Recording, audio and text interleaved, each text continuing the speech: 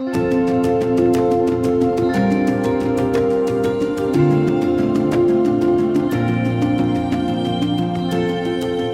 los próximos minutos les acompañaremos en los paseos del buen camino.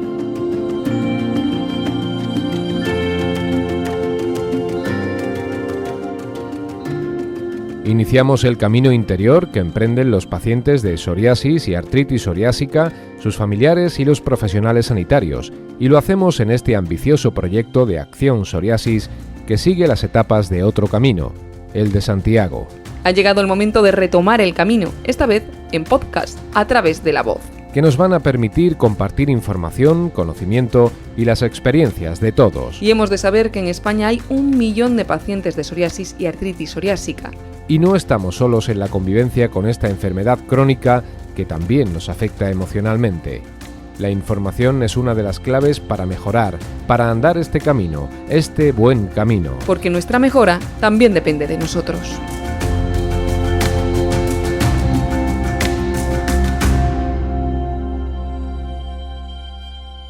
Saludos, soy Antonio Manfredi, periodista y paciente de psoriasis y artritis psoriásica. El tema que tratamos hoy es claro y directo. ¿Cómo va a ser la nueva normalidad sanitaria para el paciente de psoriasis? Estamos con el señor Boi Ruiz, doctor en Medicina y Cirugía, consejero de Salud de la Generalitat de Cataluña entre los años 2010 y 2016 y profesor de la Universidad Internacional de Cataluña, donde dirige la Cátedra de Gestión Sanitaria y Políticas de Salud, así como, y eso es importante para nosotros, el Instituto Universitario de Pacientes. Señor Ruiz, muchísimas gracias por estar con nosotros. Bueno, en todo caso, muchas gracias por la confianza que depositáis en mí, en que pueda responder a algunas preguntas que puedan ser de utilidad para todos. He sido médico clínico durante muchos años, hice la residencia en cirugía ortopédica y traumatología y, por lo tanto, mi aproximación a la artritis psoriásica pues, fue interesante en aquella época para el conocimiento que pude adquirir de la enfermedad. Incluso, como saben muy bien, cuando hay que hacer las intervenciones quirúrgicas las hacemos los cirujanos ortopédicos, y por lo tanto la familiaridad con la artritis psoriásica pues en mi caso es alta. ¿Qué ha supuesto la crisis de la COVID-19 para el paciente afectado por enfermedades crónicas, tanto en la atención primaria como en el ámbito de los hospitales? De golpe y porrazo nos damos cuenta de que la luz se hizo. Resulta que hace mucho tiempo que estamos diciendo que las enfermedades crónicas es la nueva formulación de la enfermedad, el nuevo paradigma desde el punto de vista epidemiológico, pero seguimos anclados en un modelo sanitario que sigue pensado para la atención del paciente agudo y la atención reactiva. Yo le espero a que usted esté enfermo, cuando esté enfermo yo le asisto y cuando vuelva a estar enfermo y si no se recupera vuelva, ¿no? ¿Por qué? Porque el patrón de la medicina y de la atención sanitaria cultural del siglo XX y que persisten en estos principios del siglo XXI es que la atención médica y sanitaria significa diagnosticar, tratar, rehabilitar, esos eran los principios de la atención. Pero resulta que la de en medio, diagnosticar y tratar sí, pero curar, rehabilitar ya no. En muchos casos, muchas enfermedades no las curábamos y por lo tanto el enfermo acababa falleciendo y otras las curábamos. Pero eso de que aquellas enfermedades que antes eran muy dañinas las hayamos atenuado y uno esté enfermo toda la vida de una cosa de la que no va a morir. Uno se morirá con cáncer, pero a lo mejor no muere de cáncer, ¿no? Por lo tanto, todo eso cambia el espectro. Ya no tenemos que tener un sistema sanitario que solo diagnostique, solo trate y solo recupere o rehabilite, sino que también cuide. Y cuidar no es un concepto social, en este caso. Cuidar médicamente y sanitariamente es otro concepto. Es tener a una persona a la que tenemos que formar y empoderar, darle mucho conocimiento sobre su enfermedad e ir tomando decisiones de manera conjunta sobre su evolución. Eso requiere otra organización y eso es lo que deberemos seguir insistiendo. Una cosa que no la decimos ahora, sino que se venía diciendo mucho antes. Y por tanto, el impacto que ha tenido el COVID-19, bienvenido sea en ese sentido, de que ha puesto sobre la mesa para que todo el mundo lo vea una cosa que solo decíamos desde el sector y una parte del sector. La administración siempre ha sido muy rígida en ese sentido y nosotros tenemos un sistema sanitario que se sigue organizando, como decíamos, para la atención, diagnóstico, terapéutica y rehabilitación, y en diferentes niveles esos mismos procesos. Por lo tanto, hay que colocar un nuevo nivel que es mucho más transversal y que ya está descrito, ya está escrito. Y por lo tanto, tenemos una cierta esperanza depositada en que alguien en esa famosa Comisión de Reconstrucción Nacional, hablando de la reconstrucción del sistema sanitario, construya esa nueva prestación de servicio que dé respuesta a esa realidad. En estos tiempos difíciles, los pacientes no afectados por el coronavirus han rehuido de los hospitales, pero lógicamente sus necesidades de salud siguen existiendo e incluso se han incrementado por el confinamiento. ¿Cree usted que el sistema de salud está caduco o se está adaptando poco a poco a nuestras necesidades? No, yo creo que la prueba de estrés a que ha sido sometido el Sistema Nacional de Salud ha puesto en evidencia aquellas cosas que más o menos las íbamos sosteniendo, pero que no teniendo unas grandes presiones, pues se aparcaban determinadas cosas, ¿no? Se aparcaba el que la atención sanitaria y la protección de la salud, que siendo un derecho reconocido, si es el derecho principal reconocido, no tiene el reconocimiento financiero que debería tener. Y por lo tanto, cuando se gobierna hay que tomar decisiones de prioridades. Yo mal viví una situación, como muchos otros consejeros en la época de la crisis económica, porque la priorización económica pues, no se hizo sobre las políticas sociales, sino que se hizo transversalmente sobre todas las políticas. Y por lo tanto, tuvimos que trabajar todos los consejeros con una limitación muy importante de recursos que no habíamos creado nosotros, sino que era una decisión de distribución de los recursos general, ¿no? Por lo tanto, desde el punto de vista de lo que tenemos que esperar es que de esta prueba de estrés se ponga de manifiesto que ya no podemos vivir con un modelo divisional basado en equipamientos edificio. La atención primaria no es un ambulatorio. El hospital, la atención especializada no es un hospital. O sea, el conocimiento no puede tener espacios físicos. Por lo tanto, vamos a poner horizontal el sistema. ¿Por qué no abordamos las enfermedades crónicas desde un planteamiento ambulatorio cuando toca, y en ese planteamiento ambulatorio no es divisional, no es del médico de primaria y según que tiene que desplazarse a otro sitio? Coloquemos ese conocimiento multiprofesional y multidisciplinar en un único espacio. Y en eso, además, ese espacio no solo tiene por qué ser físico. El gran espacio de encuentro se llama historia clínica compartida.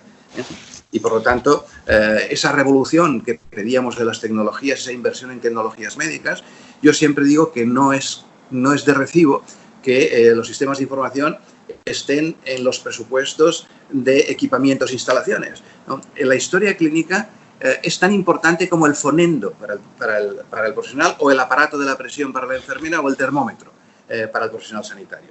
Es un elemento más de la asistencia. Si yo no tengo historia clínica accesible, o esa historia no está bien editada o no la puedo conseguir, yo estoy en una situación de indefensión de conocimiento respecto a lo que estoy tratando, ¿no? Y todos esos elementos que están escritos, ¿no? Yo por eso digo que pocas novedades. Yo hago una broma en clase normalmente, como está muy de moda el método Lean, ¿no? En las organizaciones, yo digo, mire, apliquen el método Lean, pero en fonética castellana. Apliquen el método LEAN. Lean todo lo que hay escrito sobre esto y después inventemos. Pero primero leamos lo que hay escrito sobre esto, ¿no? Y yo creo que tenemos que ir a un nuevo modelo sanitario en el que los dineros no estén puestos en los equipamientos para su gasto corriente, sino que estén puestos en las necesidades de los pacientes.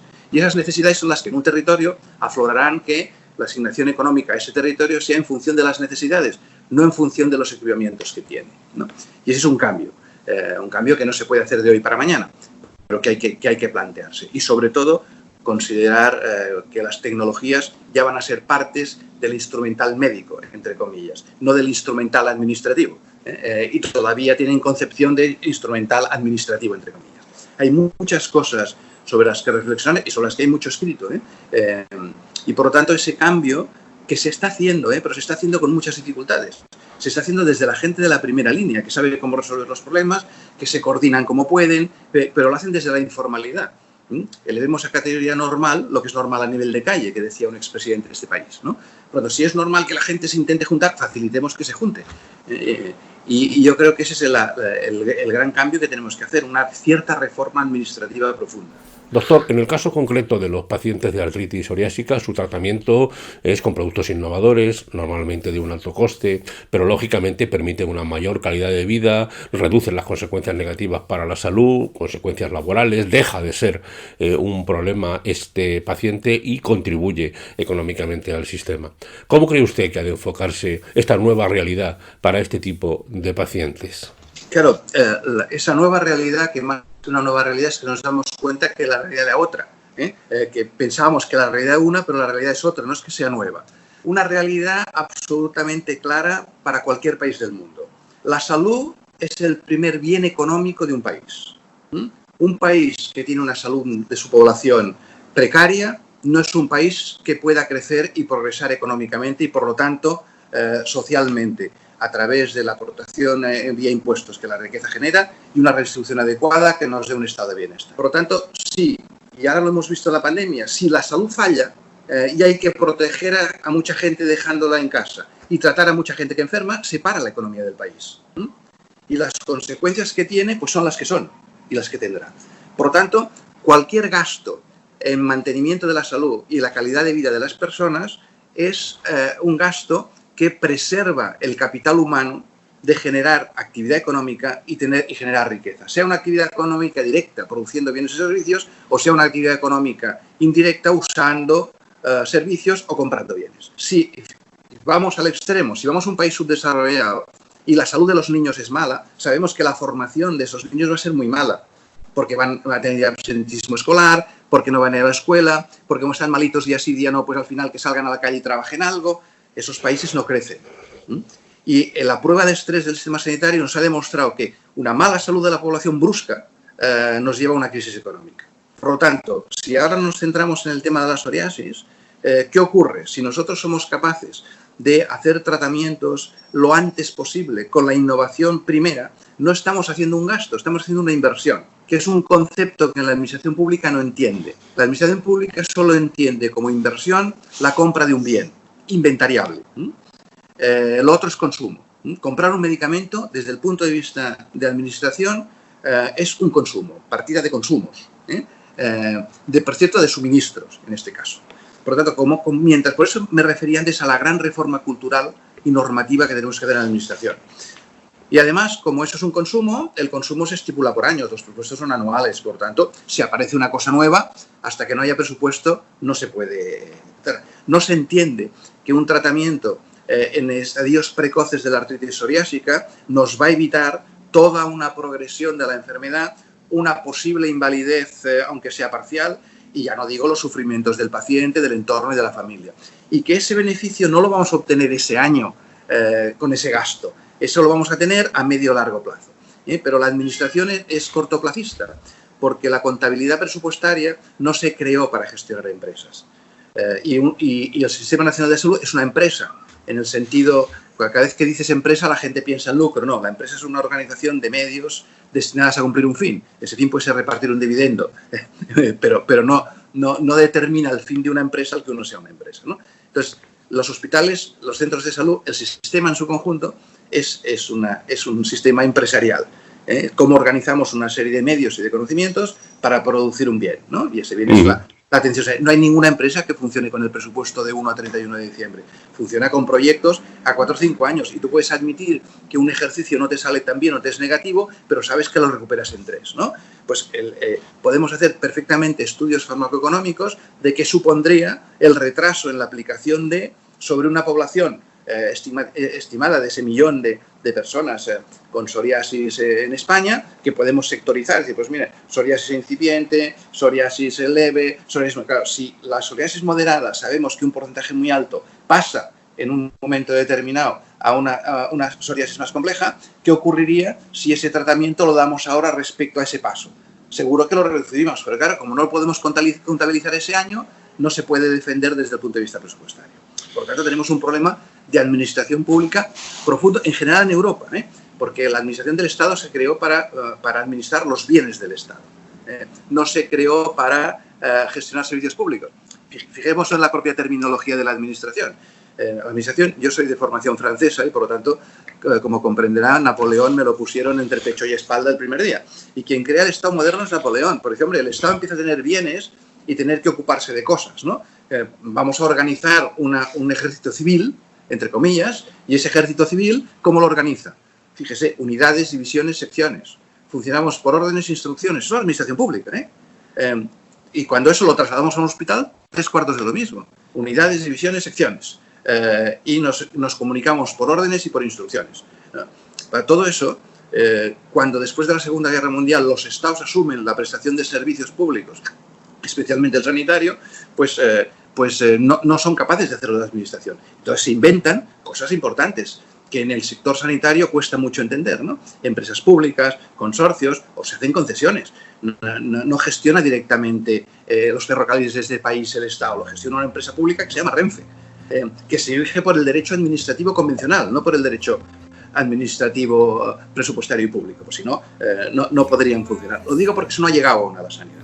Y cuando llega, desata unos debates muy artificiales y muy demagógicos muchas veces. Pero a mí me gustaría poder tener un sistema que me permita gastarme hoy lo que haga falta en los pacientes de artritis psoriásica moderada, porque puedo demostrar que con eso reduzco el paso y la complicación, y eso tiene un efecto económico sobre la sociedad, en esa retracción de la capacidad de producir y de trabajar de la persona, que además, cuidado, forma parte de la calidad de vida.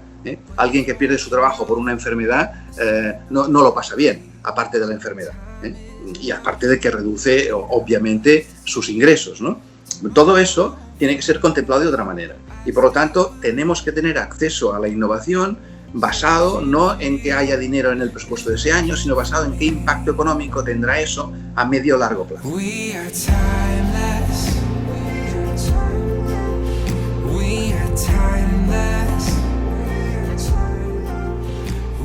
Los Paseos del Buen Camino, un espacio divulgativo para el paciente de psoriasis y artritis psoriásica que permite avanzar un paso más en el camino de vivir con la enfermedad.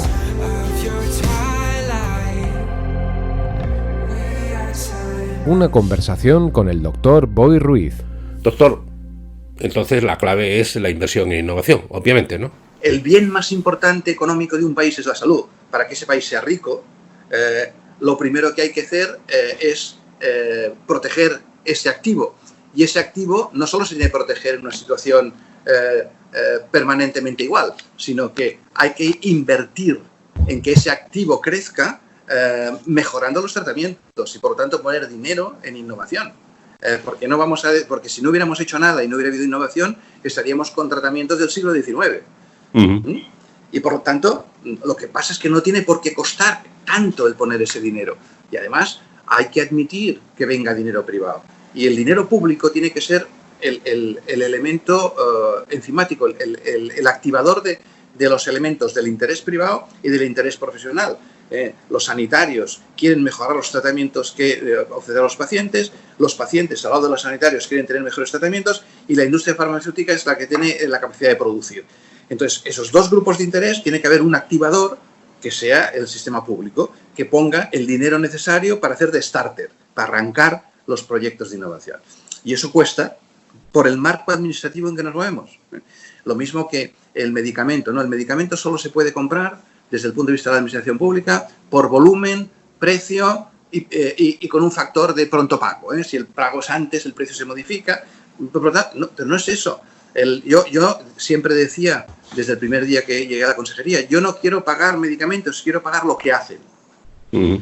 Y por lo tanto, tendría que haber un cierto acuerdo, ya no de proveedor-suministrador del que tiene la innovación, sino de partenariado. Yo tengo la innovación, el paciente, esto es un triángulo, el que tiene la innovación, el paciente y el prescriptor.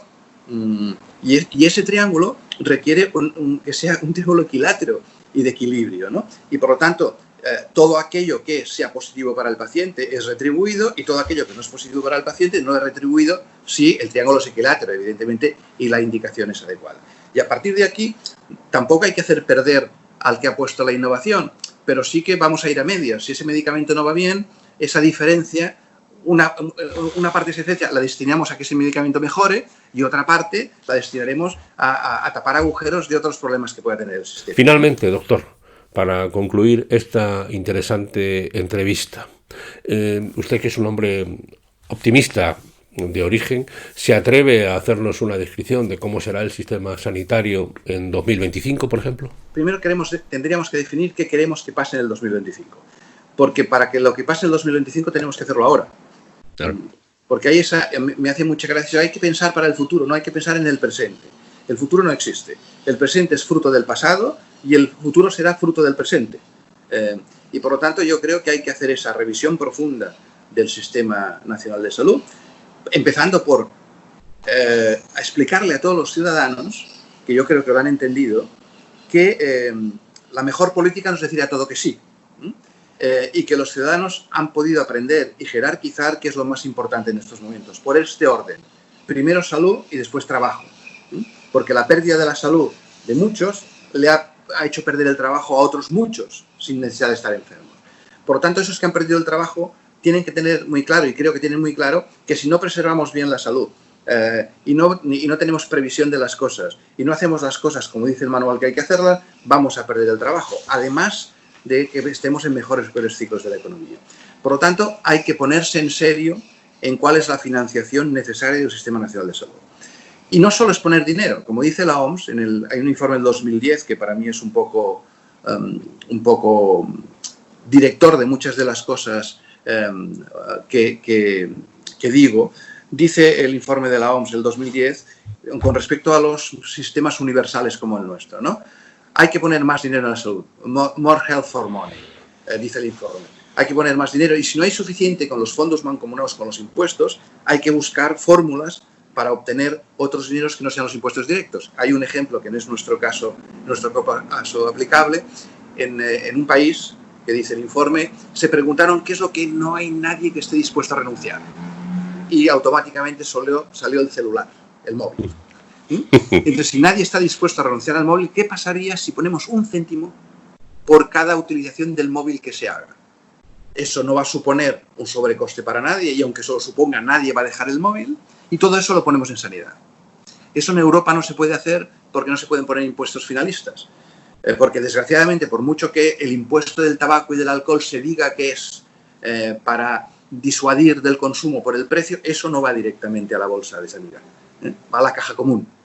Por lo tanto, las leyes europeas prohíben los impuestos finalistas, ¿no? Pero entonces, al ciudadano, primero hay que decirle claramente que esto cuesta tanto protegerlo. Y no solo hay que poner más dinero, sino que hay que hacer more health for money. Es decir, que tenemos que gastar mejor el dinero que disponemos. Tenemos que revisar profundamente el sistema y gastarlo de esa manera que decíamos. No por ejercicios presupuestarios, sino gastarlo por ciclos en el que el gasto sanitario tenga consideración de inversión y no de gasto. Y por lo tanto, eso es la primera. 2025, entender que la sanidad tiene una prioridad tremenda porque hemos podido comprobar en una situación de estrés cómo repercutía sobre el segundo valor, que es el trabajo. Y por lo tanto, y después hay otras cosas que tendremos que explicar a los ciudadanos, tendrán que explicar a los que gobiernen, que no van a poder ser si quieren eso primero. Porque no puede ser un poquito de la raspe de la sardina para todos, sino pues tener una política de un tipo pues que no llega, otra política que no llega ninguna. Bueno, pues que lleguen algunas, ¿no? Y sabemos que si la salud es buena, el empleo es bueno y todo en cascada, nos va a generar una mayor riqueza que, bien distribuida desde los impuestos de una manera progresiva, va a permitir que tengamos otra vez más recursos para proteger la salud y para otras políticas. Porque al final la salud va a depender de muchas más políticas que la atención sanitaria, que eso es otro de los elementos que a veces descuidamos, ¿no? El que hay muchas cosas que somos los sanitarios los que aguantamos el palo porque hay otras políticas que no ayudan. La obesidad infantil no es un problema del sistema sanitario, la padece el sistema sanitario. Por lo tanto, pongo eso como ejemplo y podría poner muchos más ejemplos, ¿no? Son otras políticas que tienen que prevenir la salud, ¿no? Y yo cuando digo poner dinero en salud, quiero decir poner dinero en todas esas políticas, no solo en la atención sanitaria. Y explicar pues, que a lo mejor tenemos que tener menos kilómetros de autovías, menos aeropuertos, que los aeropuertos teóricamente están para que aterricen y despeguen aviones, y que claro, si todo no despegan aviones suficientes y no aterrizan, pues a lo mejor no hace falta tener un aeropuerto cada 100 kilómetros, ¿no? Y además un tren de alta velocidad que nos comunique y además una autovía. estamos hipercomunicados, hiperconectados, ¿no? Entonces, claro, todo eso seguramente pues habrá que considerarlo de otra manera. Yo creo que ahora el ciudadano lo va a entender. El que a lo mejor lo tiene que entender es la política. Y la política tiene que ser valiente explicando las cosas con nombres, apellidos y mayúsculas. Lo que puede ser sí y lo que puede ser no. Y eso es gobernar. Lo difícil de gobernar, y por eso es difícil, es decidir que sí y que no. Cuando no decides ni sí ni no, no se eternizan los problemas, ¿no? Y la reforma sanitaria es un ejemplo. Ni sí ni no y la financiación sanitaria. Ni sí ni no. Pero seguimos igual desde hace muchos años, ¿no? Si se hubieran hecho determinadas reformas en otros momentos, y hay miles de informes que lo ilustran, lo que había que haber hecho, pues seguramente hubiéramos vivido la crisis del COVID con otro tipo de respuesta no tan hospitalcentrista como lo hemos hecho. ¿Por qué? Y además hubiéramos tenido presente que sigue habiendo otros enfermos, que es el impacto que ha tenido en los pacientes de psoriasis, en todas las patologías crónicas, ese miedo a ir al hospital, esa descapitalización de la atención primaria para hacer según qué cosas. Si todo eso se hubiera hecho en su momento, pues hubiéramos tenido un plan para crecer desde el punto de necesidades de lo que es el COVID, lo que son las UCIs, lo que es la atención hospitalaria, y adaptar el sistema a que, primero, que no tuviera temor el paciente crónico a acercarse a un centro, y en segundo lugar, que los pacientes crónicos hubieran podido seguir teniendo todos sus controles, todos de manera ordinaria. Pero como eso no se contempló en la cronicidad, pues ahí estamos. Señor Ruiz, de verdad que ha sido una entrevista de lo más evocadora. Tenemos mucho que aprender de personas como usted. Le estamos muy agradecidos por su disponibilidad y le doy las gracias en nombre de Acción Psoriasis por haber estado dispuesto a responder a las preguntas de los pacientes. Muchísimas gracias. Muchas gracias a Acción Psoriasis por la confianza y muchas felicidades por el trabajo que hacen. Y por eso decía que los asistentes pacientes son un agente y lo han demostrado en esta crisis, atendiendo y cuidando de las personas cuando el sistema sanitario no ha podido hacerlo. Y yo creo que eso hay que reconocerlo y también hay que aplaudirlo. Adiós, doctor. Muchísimas gracias y hasta otra ocasión. Muchas gracias. Los Paseos del Buen Camino, un espacio divulgativo para el paciente de psoriasis y artritis psoriásica que permite avanzar un paso más en el camino de vivir con la enfermedad.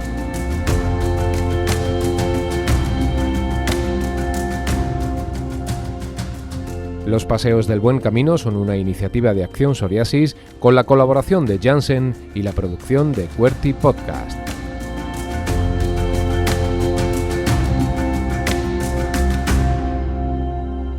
Puedes suscribirte en iVoox, Google Podcast, Apple Podcast y Spotify, y también en la web accionpsoriasis.org.